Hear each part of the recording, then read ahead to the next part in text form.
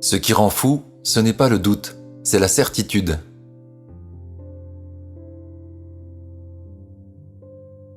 Il y a toujours un peu de folie dans l'amour, mais il y a toujours aussi un peu de raison dans la folie.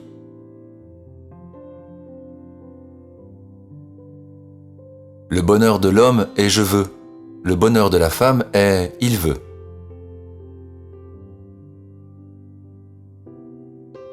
Entre amis, il est si beau que le silence est d'or, mais le rire bon et frais l'est beaucoup plus encore.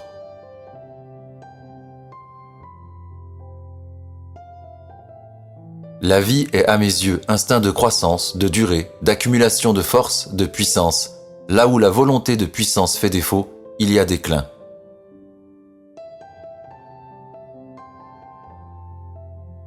La connaissance tue l'action. Pour agir, il faut être obnubilé par l'illusion.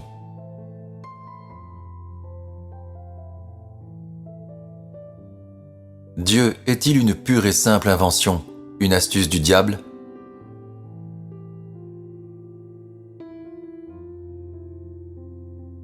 On ne reste philosophe qu'en se taisant.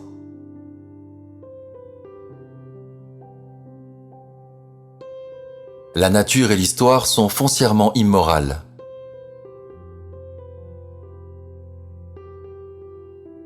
Si l'on comprenait à l'aide de la raison comment peut être clément et juste ce Dieu qui fait preuve de tant de colère, à quoi servirait la foi?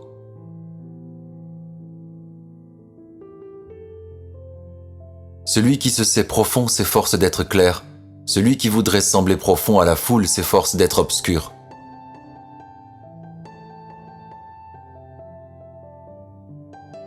L'homme est pour la femme un moyen. Le but est toujours l'enfant.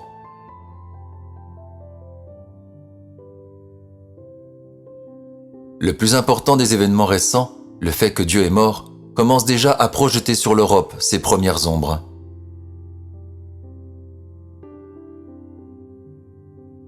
La moralité, c'est l'instinct du troupeau chez l'individu.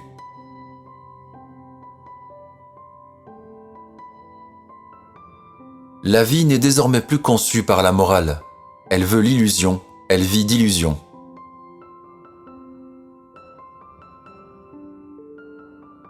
Tout esprit profond a besoin d'un masque.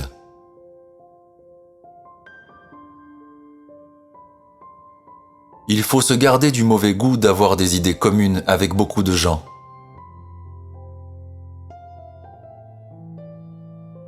Ce qui peut être commun est toujours de peu de valeur.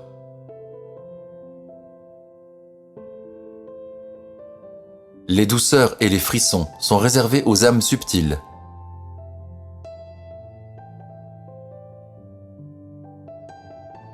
On a mal regardé la vie quand on n'a pas aussi vu la main qui tue en gants de velours.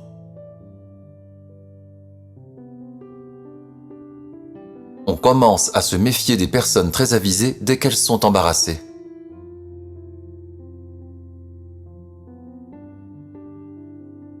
Quand on veut dresser sa conscience, elle vous embrasse en vous mordant.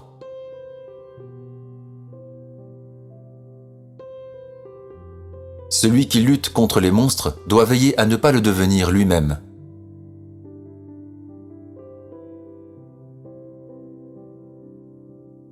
Les poètes manquent de pudeur à l'égard de leurs aventures. Ils les exploitent.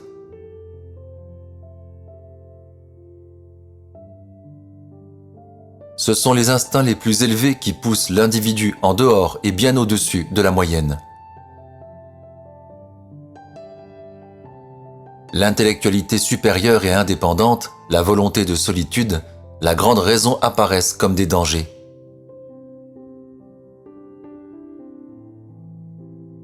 Il faut mettre en question la valeur même des valeurs morales.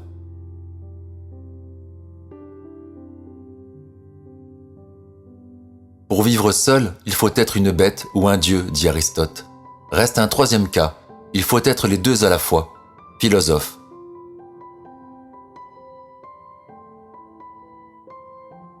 Les médecins les plus dangereux sont ceux qui, comédiens nés, imitent le médecin né avec un art consommé d'illusions.